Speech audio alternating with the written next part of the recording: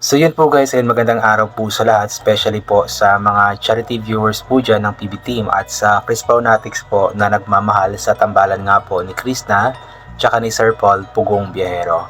So in this video po is another topic naman po ang pag-uusapan po natin. Ito po ay patungkol sa mga na-upload po na videos ni Krishna sa kanyang YouTube channel na Peking Koreana last month po, February 2026, kung saan nga po sobrang humanga po ako kasi nasa 14 na videos lamang po pala ang kanyang in-upload sa buwan po na iyon. So I believe yung February po is meron pong 28 days. So half or kalahati lamang po sa buwan po na iyon nakapag-upload si Krishna. Pero to yung kanyang views po that time is paldong-paldo po. Napakataas po ng kanyang views that time.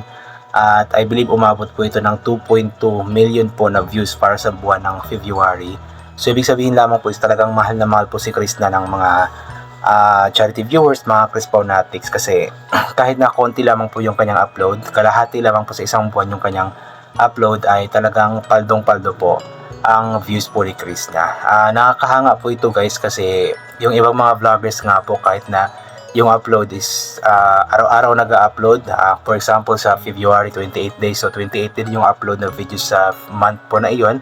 Yung iba pa nga sa isang araw tigda dalawa, tigda tatlo, so more than 30 or more than 28 na po yung upload po nila sa kanilang channel, pero napakaliit pa din po ng views, hindi umaabot ng 2 million or 1 million total sa buong February. But then itong si Chris na 14 days lamang po siya nag-upload, but then paldong-paldo nga po, umabot nga po sa 2.2 million nga po ang kanyang views para sa buwan po na iyon. So how much more pa kaya kung na-upload po siya araw-araw, kung 28 na videos po yung na-upload po niya sa buwan po na iyon. So panigurado akong mas lalong paldong-paldo po ang kanyang views.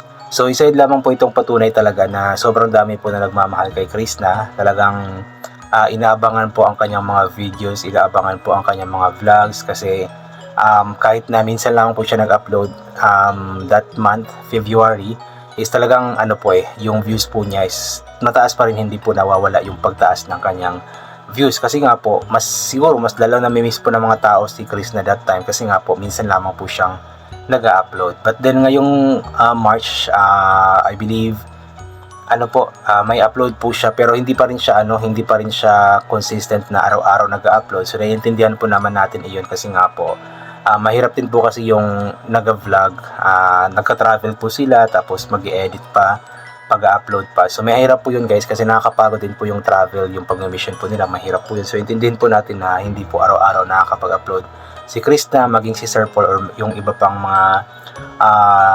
mga PB team members nga po, kasi hindi po yun ganun kadali po, especially kapag mataas-taas po yung video. So kailangan po na i-edit pa ito ng maayos. Mahirap din po mag-edit guys tapos i-upload pa. So nakakapagod po kasi yun, kalula, kumbaga galing ka sa mission, galing sa biyahe tapos mag-edit pa, mag-upload pa. So intindihin po natin kung minsan o kung may pagkakataon, may araw na hindi po nakakapag-upload sila, especially po si Krishna. So ito po, tignan po natin yung naging views po ng 14 po na videos na na-upload nga po ni Krishna sa kanyang YouTube channel last February nga po. At nakakatuwa lang po kasi inulit ko nga po, grabe po yung suporta ng mga tao kay Krishna. At alam ko na sobrang deserve po ni Krishna ito. Kasi kumbaga give and take lang naman po yan eh. Kumbaga, si Krishna po is nakapagbigay po sa atin ng kasiyahan, naging stress reliever po siya. Kumbaga pinapatawa po tayo, pinapasaya po tayo, na wala po saglit yung stress na atin nararamdaman dahil nga po sa kanyang ginagawa na pag-vlog, sa kakulitan po niya, sa lambingan po nila ni Sir Paul.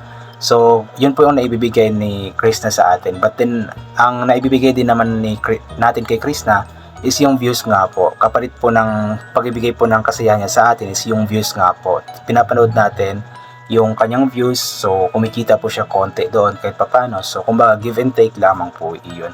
And lagi ko pong sinasabi na kapag manood po tayo ng mga videos po nila, especially for Krishna, ay wag po natin i-skip yung mga ads po para kahit papano is makatulong din po tayo na lumaki-laki din po yung kanyang kikitain na maitutulong nga po niya sa kanyang pamilya. So ito po yung mga 14 videos po na na-upload po niya last February. Tignan po natin yung views po tapos yung mga reactions or likes po nito.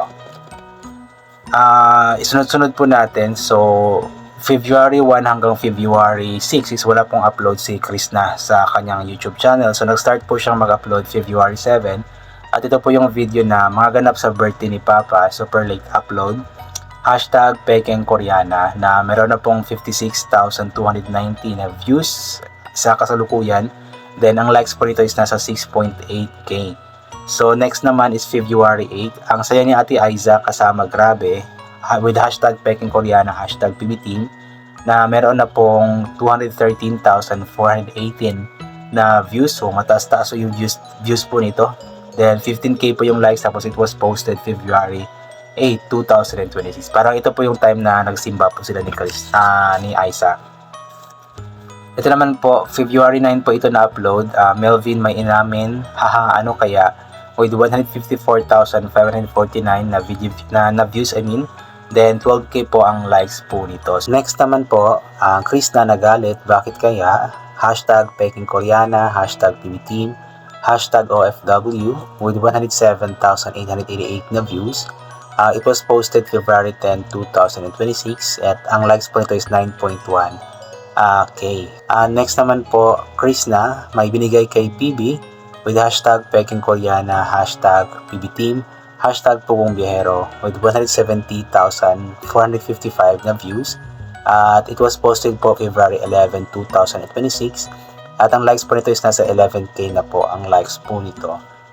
Next naman po, ano po, yung from February 7 hanggang February 11 po, sunod-sunod po yung upload ni Chris na po doon. But then pagdating po ng February 12 is parang hindi po siya nag-upload. Then February 13 po nag-upload po siya ulit. At ang title po nito is Pugong Biyahero, Pinadede Ko. Ito po yung nakakatawa po nilang vlog po na pinadede po ni Chris na si Pugong Biyahero sa milk battle po. And ang views po nito is nasa 157,226 na po. It was posted nga po February 13, 2026. At ang likes po nito is 11k na nga po. Next naman po, Pugong Biyahero sinagot na ni Chris na with hashtag Pekeng Koreana, hashtag PBTeam, hashtag OFW. It was posted February 15, 2026. So, ingay lang pangkin ko. February 14 po is wala siyang upload naman. So, alternate po yung upload po niya dito. February 12 walang upload din. Upload siya February 13. February 14 wala din. February 15 naman po. Okay. So, ang views po nito is 134,950 po. And with 10k likes na po ito. Next naman po, Ate Aiza sinama ko magsimba with hashtag Pekeng Koreana, hashtag PBTeam. 94,731 po yung views. It was uploaded February 18, 2026. So 3 days, mga 2 days po siyang walang upload from February 15. Ang next upload po niya is February 18 na po. Ayan, so medyo malayo po yun. Kumbaga, may mga araw na wala talaga siyang upload. Ito naman po, February 20 naman po, from February 18, February 20 naman. So wala siyang upload ng 19. Banding naming 4, then 91,857 po yung views, 8.9k po yung likes. Next naman po, February 22 naman. So, February 21, wala siyang upload. So, next is 22 ng February. Chris na nagalit kay Junjun with 97,814 po na views. Ito. Then, February 23, may upload po siya with 89,349 na views. Ang title po nito is PB at Chris na magkasabay sa paglalaba. Then, PB at Chris na may tampuhan posted February 24. Then, ang views po nito is 133,166 with 11k likes na po. Then, February 26. So, February 25 wala siyang upload. Then, 26 siya last nag-upload. Then, sweet naman ng lang ko with 110,264 na views and 10k po yung likes po nito. Then, ito po yung last upload po niya sa February. So, 27 wala siyang upload. And pagka last day po ng February nag-upload po siya, Pugong Biyahero napahanga with 90,823 na views. And yun nga po, it was posted February 28 with 9.3k likes po. So yun po, yun nga po yung mga 14 po na videos ni Chris na, o na-upload ni Chris na videos sa kanyang YouTube channel last February. So nakakatuwa lang kasi kahit 14 lamang po yung uploads po niya, ay paldo po yung views po niya. So yun po, God bless and bye po na po.